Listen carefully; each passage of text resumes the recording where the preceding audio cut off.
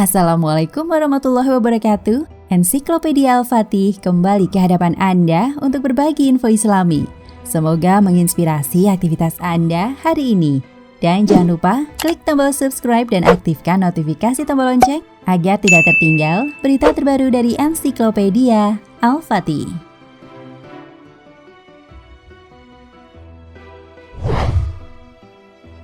Seorang muslim tentunya sudah tahu bahwa hukum dari melukis wajah Nabi adalah haram.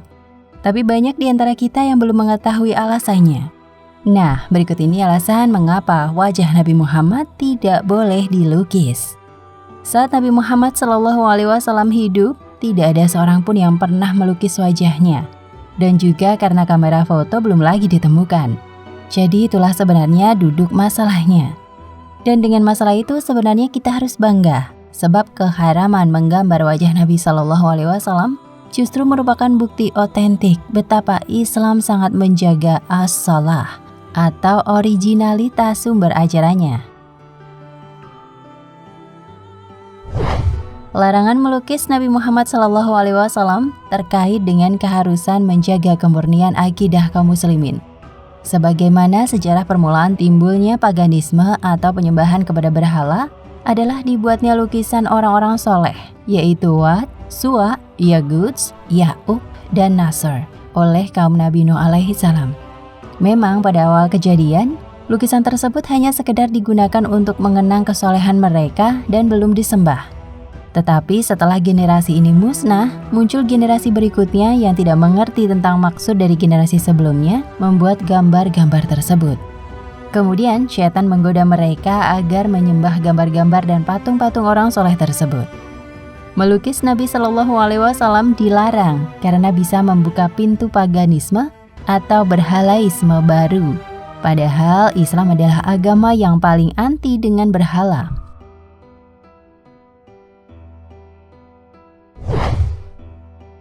Dari Aisyah radhiyallahu anha, dia berkata, ketika Nabi SAW sakit, sebagian istri beliau menyebut-nyebut sebuah gereja yang mereka lihat di negeri Habasyah yang disebut dengan Maria.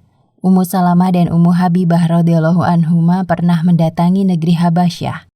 Mereka menyebutkan tentang kebagusannya dan gambar-gambar yang ada di dalamnya. Maka beliau pun mengangkat kepalanya lalu berkata, itulah orang-orang yang bila ada orang soleh di antara mereka yang mati, mereka membangun masjid di atas kuburannya, kemudian membuat gambar-gambarnya. Itulah sejelek-jelek makhluk di sisi Allah. Hadis riwayat Ahmad dan Al-Bukhari.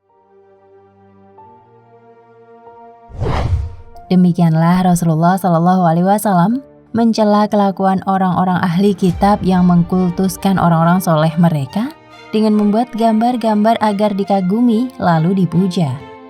Rasulullah SAW melarang menyerupai mereka.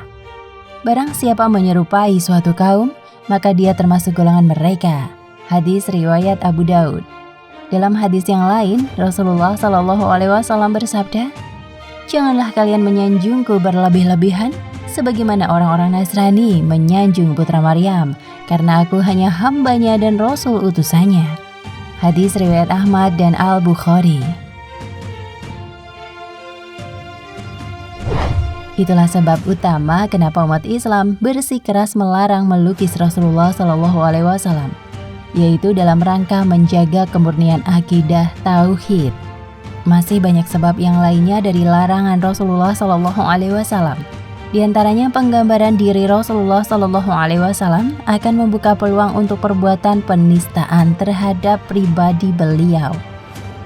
Sebagaimana seseorang yang benci kepada orang lain, namun karena tidak mampu melampiaskan kebenciannya secara langsung, mereka lantas membuat serentetan penistaan terhadap gambar atau foto orang yang dia benci.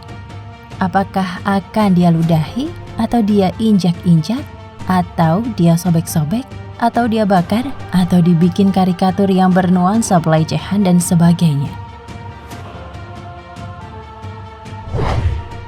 Dengan tidak dilukisnya gambar Rasulullah SAW, maka tidak mungkin seseorang yang kafir atau fasik mampu membuat gambaran wajah Rasulullah SAW.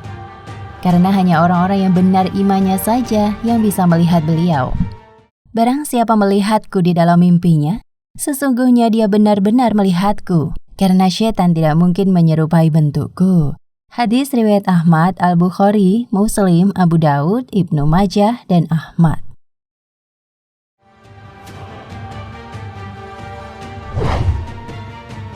Dalam salah satu riwayat Al-Bukhari ada tambahan, dan mimpi seorang mukmin adalah 1/46 bagian dari kenabian. Bila demikian keadaannya, maka tidak mungkin seorang fasik, apalagi kafir, bisa tahu wajah Rasulullah SAW andai mereka bermimpi suatu sosok manusia yang mengaku-aku sebagai Nabi Muhammad SAW. Maka dapat dipastikan bahwa sosok itu adalah syaitan. Karena meski tidak mungkin menyerupai bentuk Rasulullah SAW, tetapi syaitan bisa saja mengaku-aku sebagai Rasulullah. Lalu bagaimana kita mengetahui kalau sosok yang mengaku Rasulullah di dalam mimpi kita adalah benar-benar asli Rasulullah SAW? Caranya adalah dengan dicocokkan dengan hadis-hadis syamail yang sahih, yaitu hadis-hadis yang bertutur tentang ciri-ciri Rasulullah SAW. Adapun karikatur yang digambar oleh orang-orang kafir dan munafik adalah kebohongan. Karena bagaimana mungkin mereka bisa menggambar wajah Rasulullah SAW, sedangkan untuk melihatnya saja mereka tidak mungkin bisa.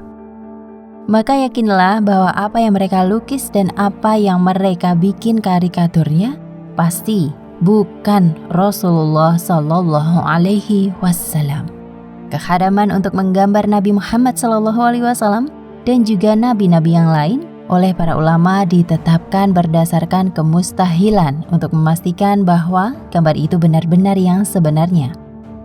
Mengingat tidak ada satu orang pun di dunia ini yang tahu wajah para nabi, karena tidak satu pun yang saat para nabi itu hidup yang hingga sekarang ini masih hidup.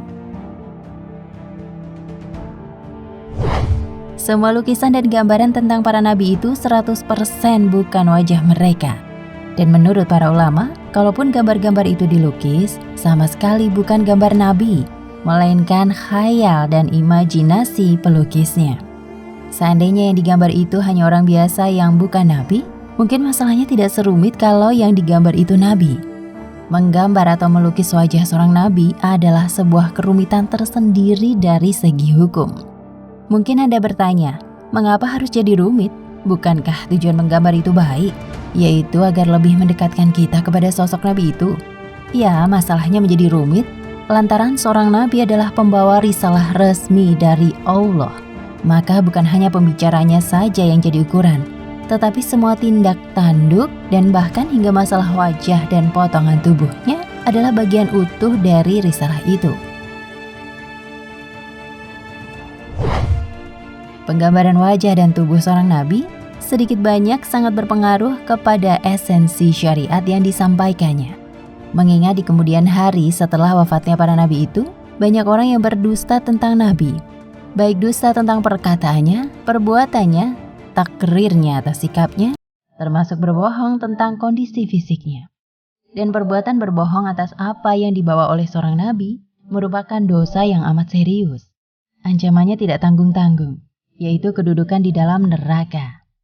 Siapa yang berbohong tentang aku secara sengaja, maka hendaklah dia menyiapkan tempatnya di neraka. Hadis riwayat Bukhari Muslim. Dengan berdasarkan hadis ini, maka para ulama sepakat untuk mengharamkan gambar Nabi Muhammad SAW, juga gambar para nabi yang lain. Mengingat tidak ada seorang pun manusia yang hidup di zaman ini yang pernah melihat wajah Nabi Muhammad SAW dan juga nabi lainnya. Dari mana lukisan nabi itu didapat? Kalau bukan dari khayal dan imajinasi? Khayal dan imajinasi pada hakikatnya adalah kebohongan, meski niatnya mungkin baik. Wallahu a'lam bishawab. Nah pemirsa Ensiklopedia Al-Fatih, sampai di sini perjumpaan kita kali ini. Semoga menginspirasi.